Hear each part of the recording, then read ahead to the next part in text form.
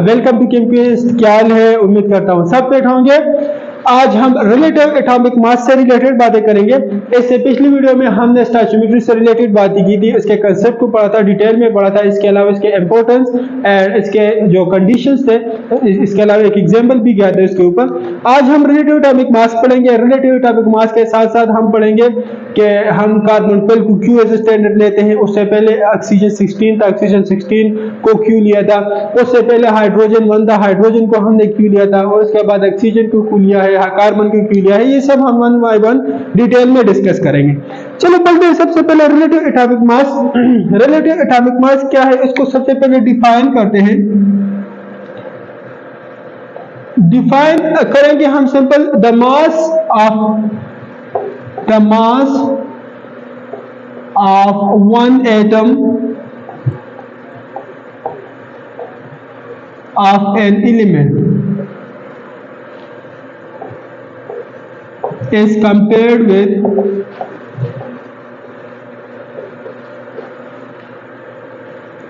the mass of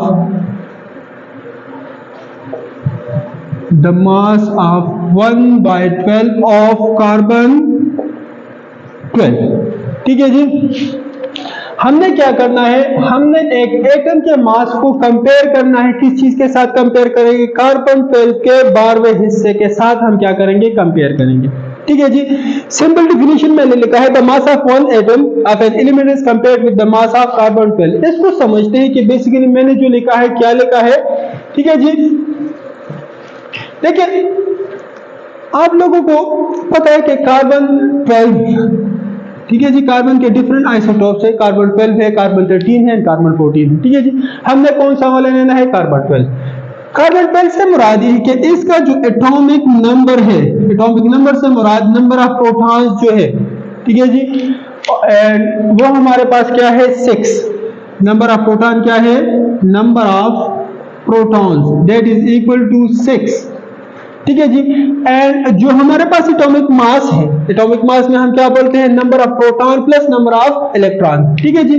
तो ये atomic number है।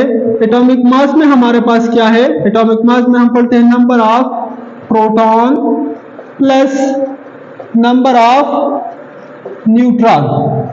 ठीक है जी। तो इसमें 6 हमारे पास प्रोटॉन है एंड 6 यहां पर न्यूट्रॉन है। जब हम दोनों को प्लस करेंगे तो that will be equal to 12। तो ये किसके बराबर हो जाएगा?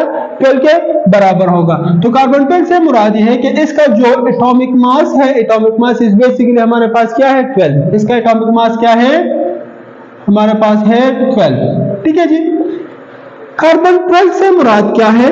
1/12 से मुराद है कि अगर इसी कार्बन को हम 12 हिस्सों में तकसीम कर दें, जिस तरह मैंने कहा कि इसमें कितने प्रोटॉन है? 6 प्रोटॉन है, 6 न्यूट्रॉन है। ठीक है जी। फॉर एग्जांपल ये कार्बन है, क्लियर। तो इस कार्बन में हमारे पास 6 प्रोटॉन है, 1 2 3 4 5 6, और कितने न्यूट्रॉन है? 6 न्यूट्रॉन है।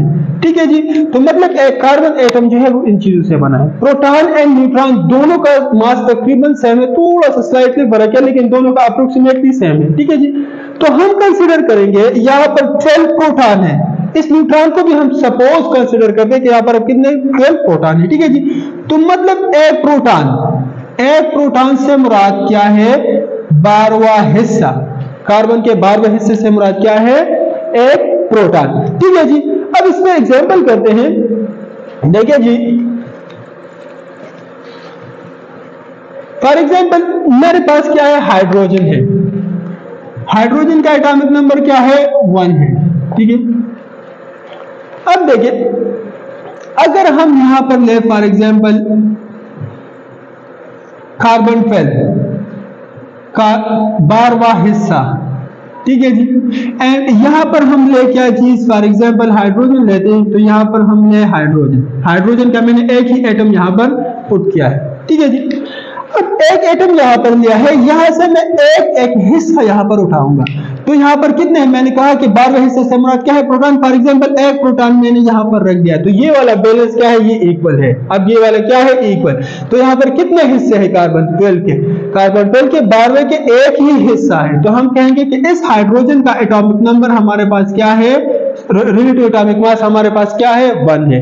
ठीक है जी, तो इसका रिलेटिव एटॉमिक मास हम कहेंगे कि that is equal to 1 AMU। ठीक है जी, इसके अलावा अगर आप हीलियम लेते हैं, ठीक है जी, तो हीलियम का अगर आप देखें इसी तरह कहते हैं कि ये हीलियम है, ठीक है, दूसरे साइड पर हम पुट करते हैं इसी तरह कार्बन 12 के 12वें हिस्से को। फॉर एग्जांपल अगर हम यहाँ पर एक प्रोटॉन रखते हैं तो ये बैलेंस इस तरह होगा। ठीक है जी, अगर हम दूसरा प्रोटॉन रखते हैं तो ये बैलेंस इस तरह इक्वल हो जाएगा। तो यहाँ पर अब कितने कार्बन 12 के कितने 12वें हिस्से के कितने हिस्से मौजूद है, 2 मौजूद है, तो हम कहेंगे कि हीलियम का 4 होंगे, यहाँ पर 4 होंगे, तो हम कहेंगे कि हीलियम का हमारे पास जो रिलेटिव एटॉमिक मास है वो हमारे पास का क्या है 4 AMU है। ठीक है जी, इसी तरह अगर आप देखें लिथियम का, इसके बाद क्या है सोडियम का पुट करते हैं एंड एटसेट्रा, और भी बहुत सारे। फॉर एग्जांपल कार्बन की तरफ आते हैं। कार्बन क्या है, कार्बन का हम बोलते हैं कि 12 रिलेटिव एटॉमिक मास यूनिट है। ठीक है जी, देखिए यहां पर अगर हम लेते हैं कार्बन 12 एंड यहां पर हम लेंगे सिंपल वही तरीके से एक प्रोटॉन लेंगे, फिर दूसरा लेंगे, फिर तीसरा, फिर चौथा, पांचवा, छठा, 6, 7, 8, 9, 10, 11, 12। देखिए जब हम एक एक प्रोटॉन ऐड करेंगे तो पहले ये बैलेंस इस तरह होता है। जब एक एक प्रोटॉन ऐड करें तो आहिस्ता आहिस्ता ये बैलेंस इक्वल होना शुरू कर देता है। ठीक है, तो एक पॉइंट आता है जब यहाँ पर हम 12 प्रोटॉन रख देते हैं तो ये दोनों आपस में क्या हो जाते हैं, इक्वल हो जाते हैं। तो हम कहेंगे कि कार्बन का रिलेटिव एटॉमिक मास हमारे पास क्या है 12 है। ठीक है जी, तो ये तो था रिलेटिव एटॉमिक मास। ठीक है, अब जहन में बात आती है कि रिलेटिव एटॉमिक मास का कंसेप्ट आया क्यों रिलेटिव एटॉमिक मास को हम पेश करते हैं। देखिए जितने भी मासेस है एलिमेंट के वो क्या है, वो एटम के मास इंतहाई कम है, बहुत ही ज्यादा कम है। तो इसलिए जब हम मेजरमेंट करते हैं, डिफरेंट साइकोमेट्रिक कैलकुलेशन करते हैं, तो इसके लिए एटम का मास इंतहाई कम है, उसको हम आसानी के साथ कैलकुलेट नहीं कर सकते। ठीक है जी, तो साइंटिस्ट ने कहा, एक न्यू कंसेप्ट पेश किया जिसको कहा रिलेटिव एटॉमिक मास। ठीक है जी, तो रिलेटिव एटॉमिक मास का यूनिट जो है वो स्लाइडली क्या है, बड़ा है, बिगर है, जिसकी वजह से हम आसानी के साथ कैलकुलेशन कर सकते हैं। ठीक है जी, अच्छा जी, सबसे पहले हाइड्रोजन को लिया as a standard, hydrogen as a standard. Earlier 19th century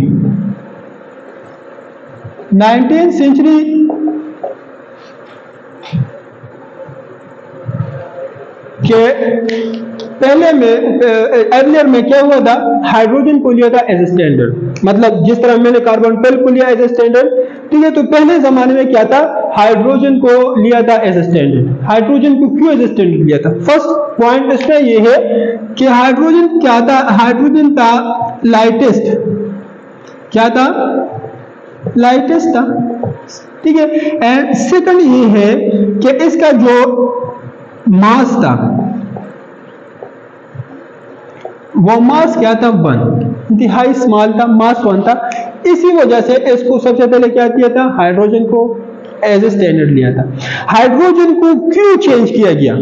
hydrogen को इसलिए चेंज किया गया क्योंकि इसका मास इंतहाई कम था, इंतहाई स्मॉल पार्टिकल है, स्मॉलेस्ट पार्टिकल है, जिसकी वजह से इसका मास कम है। मास कम है तो हम आसानी के साथ एक्यूरेट कैलकुलेशन नहीं कर सकते थे, एक्यूरेट कैलकुलेशन नहीं कर सकते थे। इसी वजह से हाइड्रोजन को क्या कर दिया गया, रिमूव कर दिया गया। किस चीज के साथ इसको रिप्लेस कर दिया गया?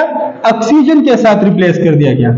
ठीक है जी, अगर आपको एमसीक्यू आ जाए तो सबसे पहले रिलेटिव एटॉमिक मास में हमने स्टैंडर्ड लिया था हाइड्रोजन इनिशियली, उसके बाद सेकंड नंबर पे आया था oxygen as standard, oxygen as standard element. ठीक है जी, ऑक्सीजन को एज स्टैंडर्ड लिया था। कौन सा ऑक्सीजन? ऑक्सीजन 16, यहां पर लेके ऑक्सीजन 16। हाइड्रोजन 1 लिया था, प्रोटियम, हाइड्रोजन 1। हाइड्रोजन के भी फिर 3 आइसोटोप थे। ठीक है जी, हाइड्रोजन 1, हाइड्रोजन 2, हाइड्रोजन 3, वहां पर हाइड्रोजन 1 था, यहां पर ऑक्सीजन 16 लिया है। ऑक्सीजन के भी फर्दर आइसोटोप थे। ऑक्सीजन 16 क्यों लिया? फर्स्ट नंबर पॉइंट इसमें यह है कि अबंडेंस, अबंडेंस ऑक्सीजन 16 बहुत ही ज्यादा मिकदार में मौजूद होता है, ठीक है जी। उसके जो आइसोटोप्स है, आइसोटोप्स के जब हम परसेंटेज निकालते हैं तो उसमें ऑक्सीजन सबसे ज्यादा मिकदार में मौजूद होता है, ठीक है जी। तो इसी वजह से ऑक्सीजन को लिया था। उसके अलावा ऑक्सीजन का जो है उसका मास 100% है, मतलब ऑक्सीजन का 16 है, ठीक है जी। उसका अगर आप मास देख लें तो 16 है, पॉइंट्स में नहीं है, ठीक है जी। तो इसी वजह से ऑक्सीजन लिया। उसके बाद ऑक्सीजन को रिप्लेस किया गया, ऑक्सीजन को international union of pure and applied chemistry, जिसको हम आयोपेक कहते हैं, आयोपेक ने 1957 में इसको क्या किया था, रिप्लेस किया था कार्बन 12 एज ए स्टैंडर्ड। हम क्यों कार्बन 12 एज ए स्टैंडर्ड लेते हैं? यहां पर भी फर्स्ट पॉइंट क्या है, अबंडेंस, ठीक है जी।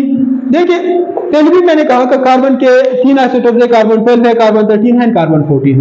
कार्बन 12 जो है ये तकरीबन 98.89% हमारे पास मौजूद होते हैं नेचर में, ठीक है जी। तो इसका अबंडेंस बहुत ही ज्यादा है, ठीक है। सेकंड नंबर, अगर आप देखें तो इसके स्टेबिलिटी को देखें, स्टेबिलिटी ये बहुत ही ज्यादा स्टेबल है, ठीक है जी। मतलब यहां से कोई भी no radioactive decay occur in this carbon 12, यहां पर रेडिएक्टिव डिके वगैरह या रेडिएक्टिव रेडिएशन वगैरह इससे यहां से नहीं इमिट होती, ठीक है जी। तो इसी वजह से ये बहुत ही ज्यादा स्टेबल है, अबंडेंस है, बहुत ज्यादा मिकदार में मौजूद है और इसका मास भी ज्यादा है, क्योंकि इसी वजह से क्या है, कार्बन 12 को एज ए स्टैंडर्ड लिया है। यहां पर एक और पॉइंट है, रिलेटिव एटॉमिक मास को हम एक्सपेरिमेंटली कैसे कैलकुलेट करते हैं, ठीक है जी। तो उसके लिए हम स्पेक्ट्रोस्कोपी पढ़ते हैं। स्पेक्ट्रोस्कोपी में हमारे पास है मास स्पेक्ट्रोस्कोपी। तो मास स्पेक्ट्रोस्कोपी से हम यही आइसोटोप्स और इसके abundance and relative atomic mass वगैरह ये सब क्या करते हैं, फाइंड करते हैं, ठीक है जी।